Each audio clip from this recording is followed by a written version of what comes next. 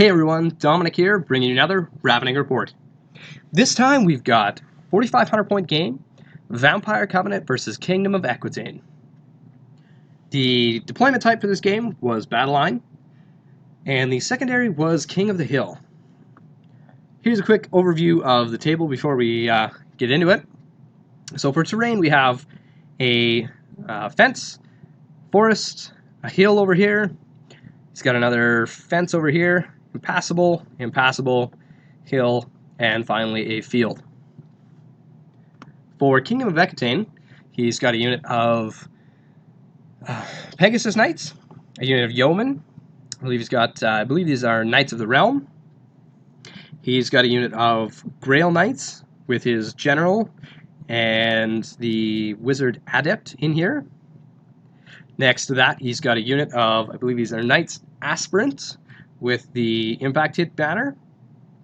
Right here, he's got a unit of Knights of the Realm with his BSB in there.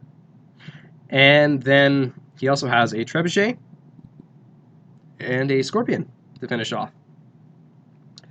For Vampire Covenant, my list looks a little something like I've got 39 zombies, I believe, Banner Musician.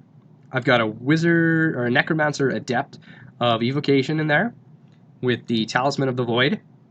Another unit of 39 zombies. A unit of Skeletons, Sword and Board, Full Command, Banner of the Relentless Company.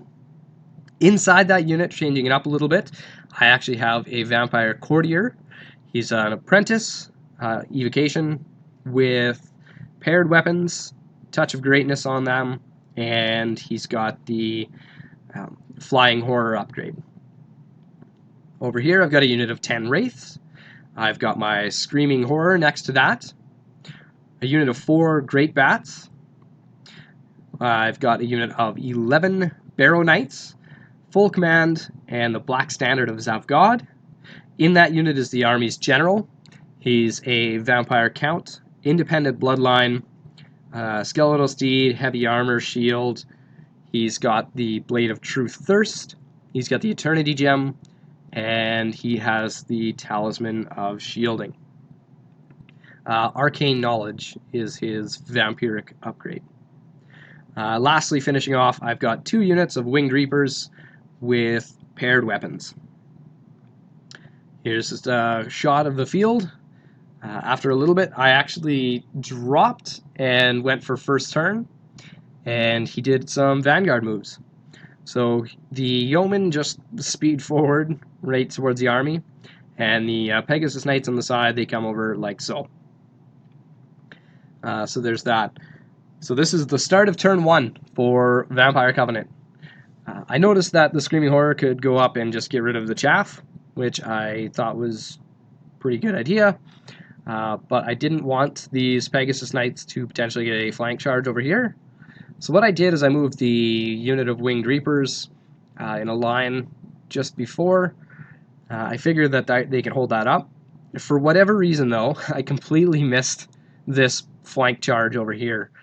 It is far, but it's not that far for Swift-Stride Knights, so yeah, there's that. The rest of my lines I just kind of shift up a little bit. I know he's got the greater range, and I don't really have too much of a worry to get close to him right away. So I figure I'll push this one zombie block forward, let him fight away from that, and pull him closer to me with them. So we go into magic. We gain a bunch of zombies over here, and that's it. We go shooting. We scream off the Yeoman, and that's pretty much it for turn 1 for Vampire Covenant. So like I said, I didn't see that flank charge for whatever reason. He declares that. He declares the charge into the front with the Pegasus Knights. Both make it in, of course. And the rest of his army shifts forward to get within good range of charges for their turn 2. He goes into magic. He does the Stars Align on the unit of Knights of the Realm that charge the flank of the Winged Reapers. And he also managed to get Know Thy Enemy off on them.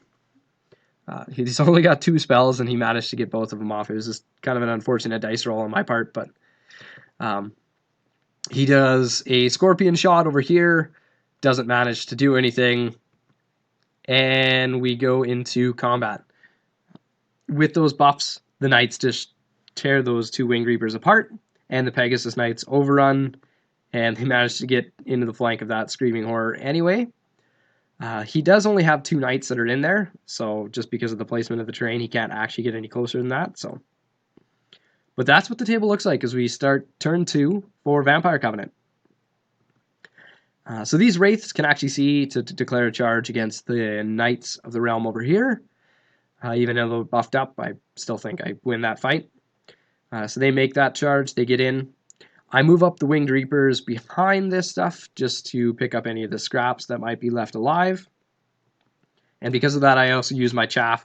I throw it directly in front of his Grail Knight unit, as well as in front of his character to avoid any character charging out or anything like that. So my skeleton block and the zombie block decide to go up. I figure even if he wants to go into this unit, that's fine by me, but he'll probably end up going over here, so with no fear, I just moved up both blocks. We go into Magic. We tried to do the Rot Within to lower their offense-defense for the rest of the game. We also sacrificed. He did stop that one. We got the Hand of Glory off on the Screaming Horror, though, and we also got Whispers of the Veil on his far unit of Knights with his BSB. The reason I did this is because he can actually declare a charge against my Necromancer bunker, and I just want him to be as weak as possible to try and deter that charge. So, we go into combat. I get lucky here. He doesn't cause a single wound to the Screaming Horror, and I do 5 out of 6 wounds back.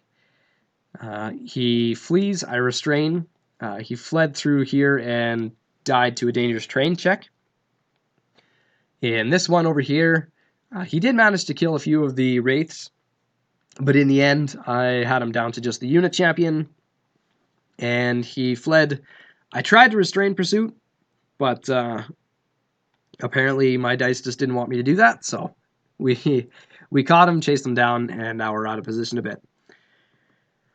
So that's what the table looks like as we start turn 2 for Kingdom of Equitaine.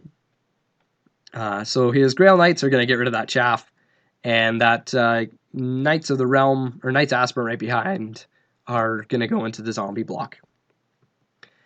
He loses 1 to dangerous terrain going in, because he clipped the forest.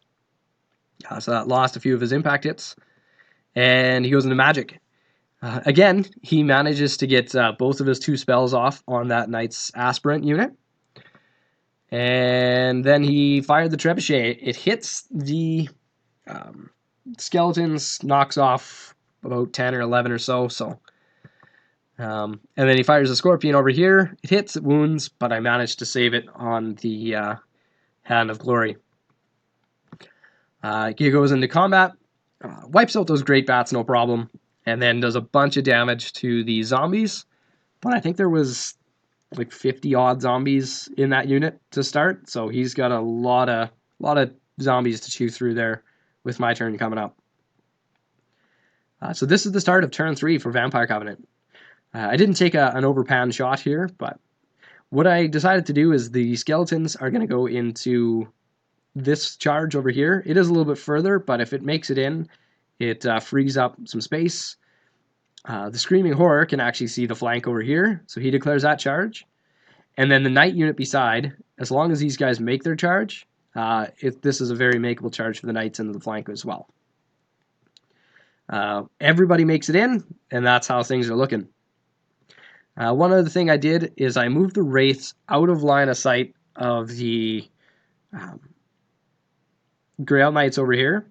And then I was contemplating backing up with these guys, but what I decided to do instead is move them forward so that if these guys want to go over here and scoop up all of these points, you can take those 600 while I deal with everything else, just in case if things go bad.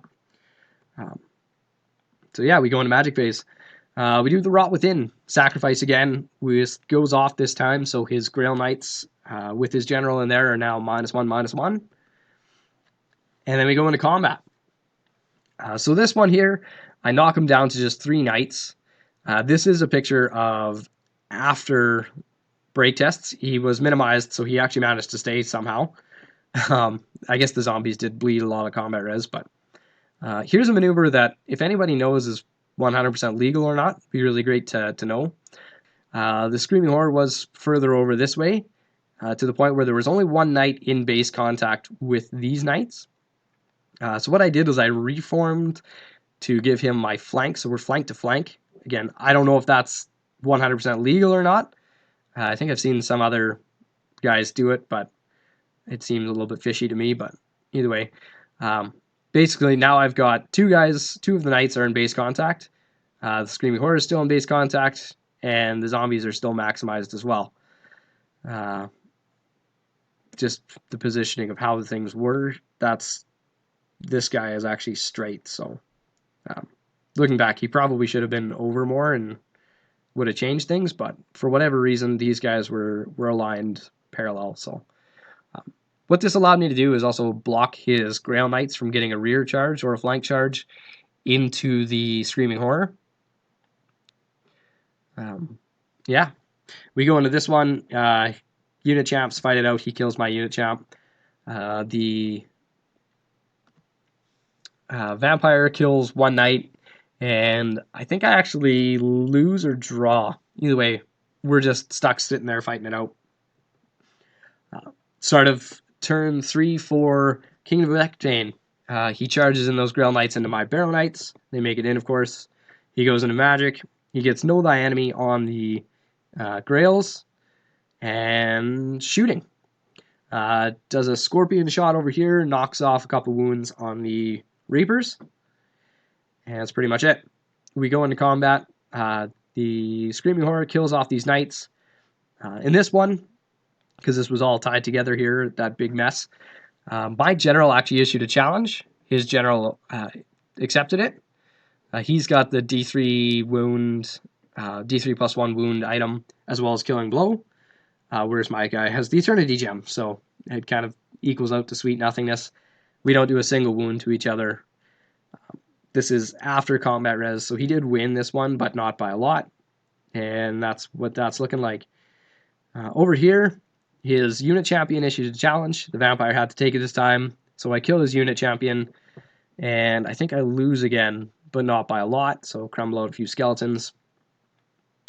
And we go into turn 4 for Vampire Covenant.